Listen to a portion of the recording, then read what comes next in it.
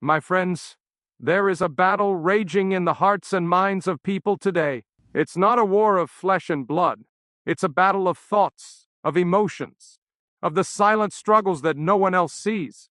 Day after day, people walk through life burdened by guilt, fear, shame, anxiety, depression, thoughts that whisper lies and drown out the truth.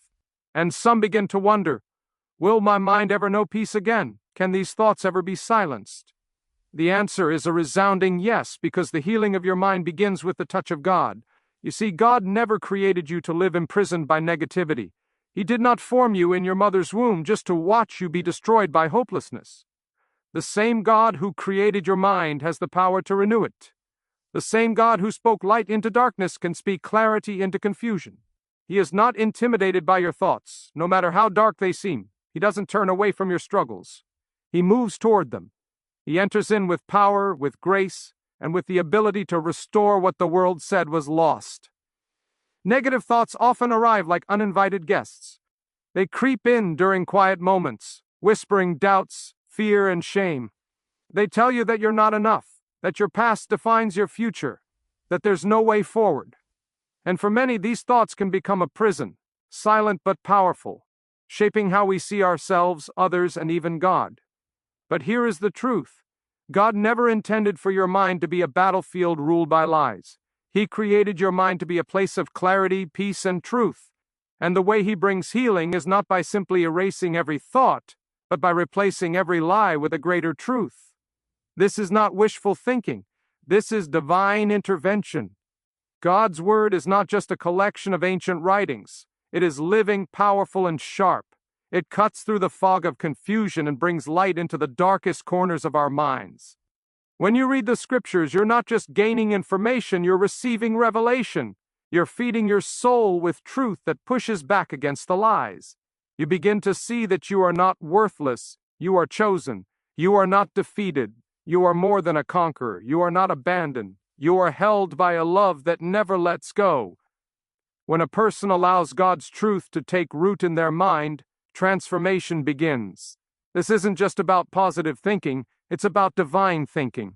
It's about letting the voice of God become louder than the voice of doubt. Every time the enemy says you've failed too much to be forgiven, God says, my grace is sufficient for you.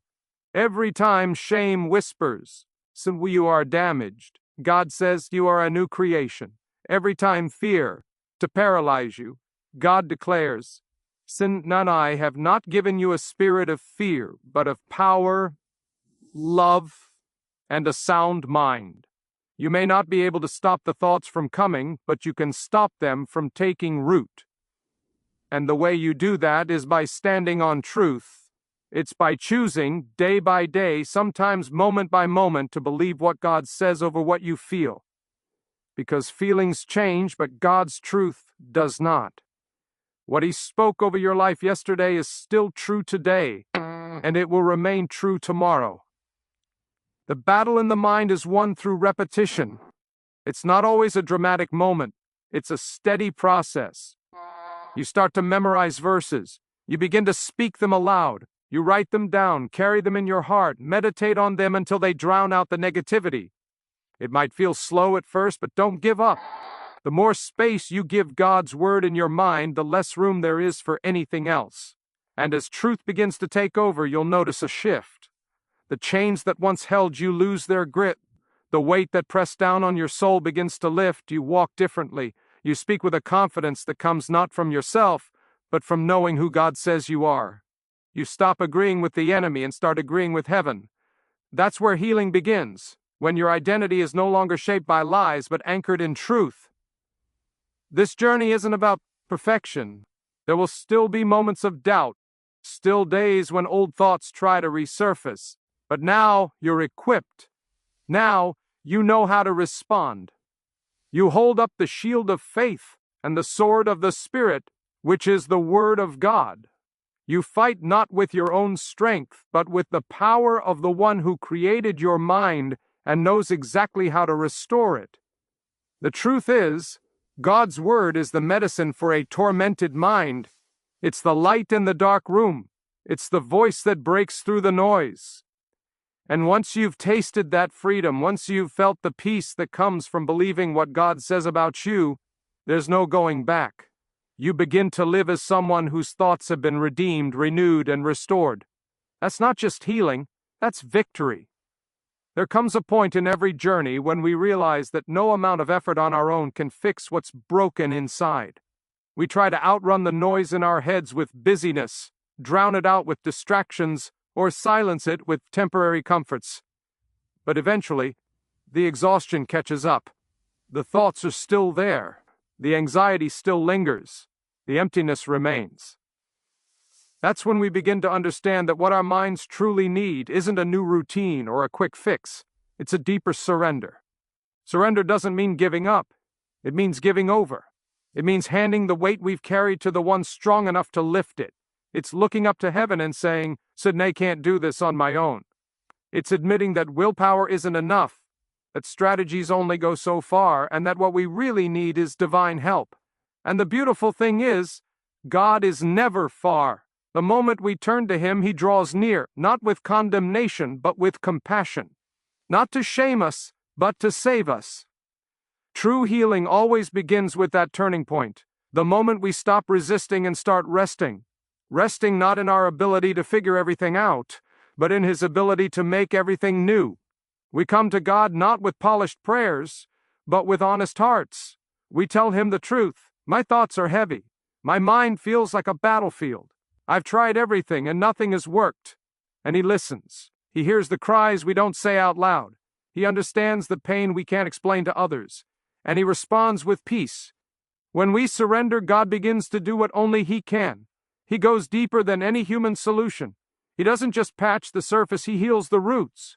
He knows where those negative thoughts started. He sees the wounds behind the fear, the trauma behind the anxiety, the lies behind the shame.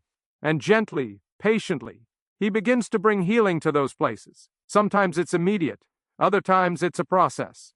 But in every case, it's real. This kind of surrender requires trust. Trust that God's plan is better than ours. Trust that He knows what we need even when we don't. Trust that He's not angry with us, but that He's waiting with open arms. It means letting go of control, something we all struggle with. But when we do, we find a freedom we've never known. We realize we were never meant to carry the burden alone. In that surrendered place, God does something extraordinary. He takes our weakness and turns it into strength. He uses our brokenness to show His power. The very mind that once felt tormented becomes a place of peace. Not because everything around us changed, but because we allowed Him to change what's within us. And from that place of surrender, a new kind of strength is born. It's not the strength that comes from striving, but the strength that comes from trusting. We begin to walk through life differently, not with anxiety in our steps, but with confidence in our hearts. Not because we have it all together, but because we know the one who holds us together. Healing, real healing, flows from surrender. It's not about doing more, it's about yielding more. It's about saying, "God, I give you my mind, my thoughts, my fears, my doubts," and then allowing Him to take over. And when He does, He brings peace where there was chaos. He brings light where there was darkness. He brings freedom where there was bondage. We all reach a point where we have to choose, keep carrying it ourselves or let God carry us. And when we choose Him, we find what we've been looking for all along: healing, hope, and a mind made whole. There is a kind of peace that cannot be explained by the world.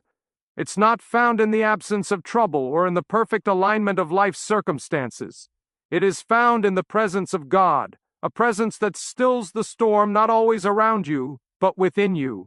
Many search for clarity in chaos, for calm in the middle of life's trials, but they look in every direction except the one that truly satisfies. The truth is that the mind begins to heal when it is anchored not in circumstances, but in the steady, unshakable presence of the one who created it. God doesn't promise a life free from difficulty, but He promises His presence in every moment. That presence changes everything. When He draws near, fear begins to lose its grip. Anxiety begins to retreat. Confusion begins to clear. Not because the questions are always answered, but because His nearness brings comfort deeper than understanding. You begin to realize that even in the valley, even in the silence, even when your heart is heavy, He is with you. There is something extraordinary about the way God works in the quiet spaces. When the world is loud and your thoughts feel louder, He speaks in a still, small voice.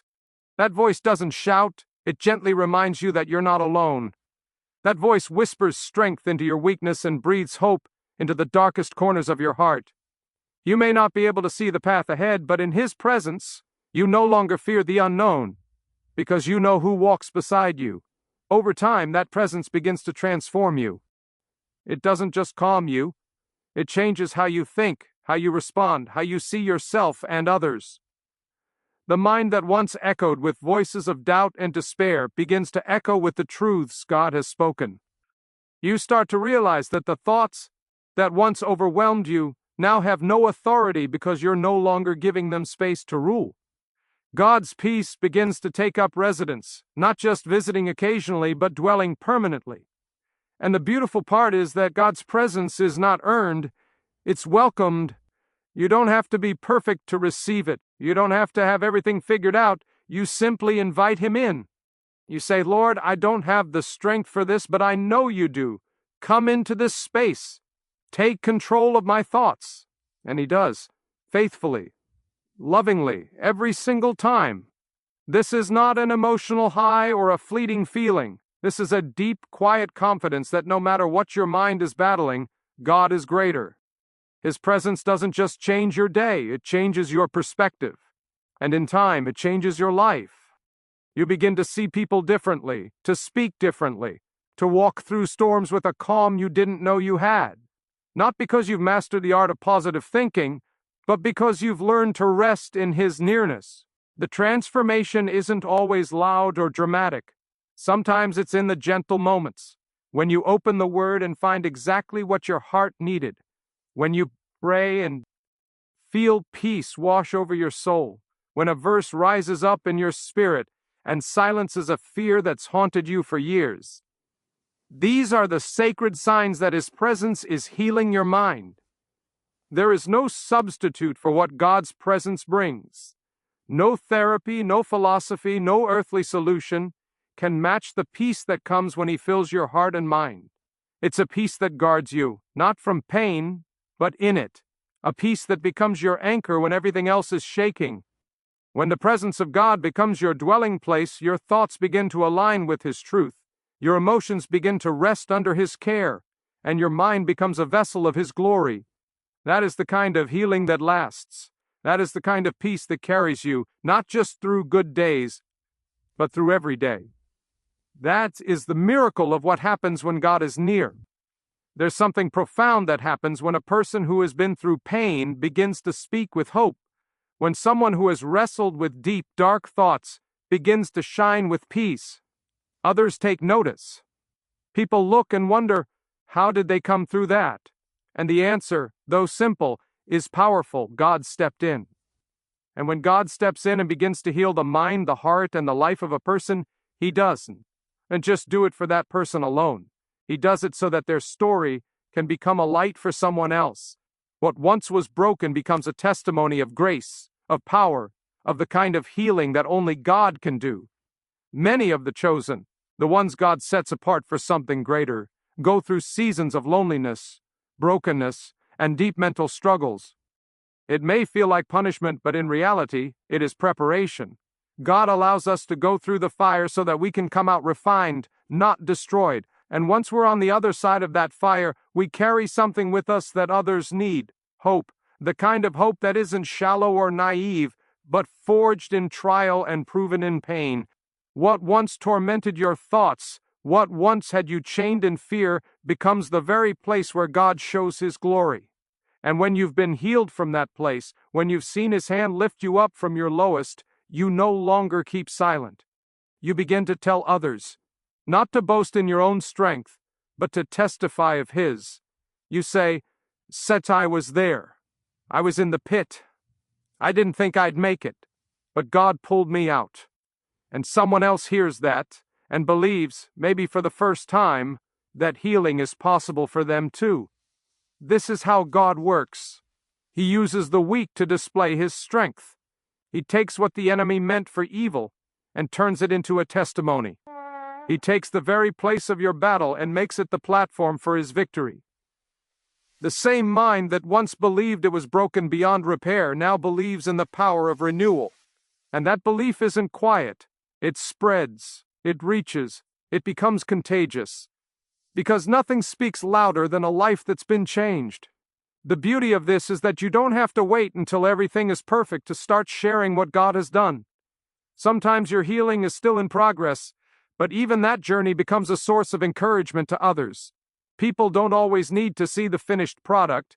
They need to see someone in the fight who hasn't given up. They need to see that it's possible to still trust God in the middle of the storm. That even when the thoughts come, you don't have to surrender to them anymore. That even when fear knocks, you don't have to answer the door. Your brokenness doesn't disqualify you, it qualifies you. Because only someone who's been through it can truly speak to it. Only someone who knows the darkness can point others to the light with the kind of authority that comes from experience. And when you speak from that place, not as someone perfect, but as someone redeemed, your words carry power. Not because they are eloquent, but because they are real. God never wastes pain. What the world calls broken, he calls beautiful in his hands. He picks up the shattered pieces and forms something new, something strong, something purposeful, something that reflects his glory. And that's who you become, a living testimony, a walking miracle, a voice in the wilderness saying, there is hope, there is healing, there is a God who still restores. So never be ashamed of the battle you fought in your mind. Never hide the scars that now prove you survived.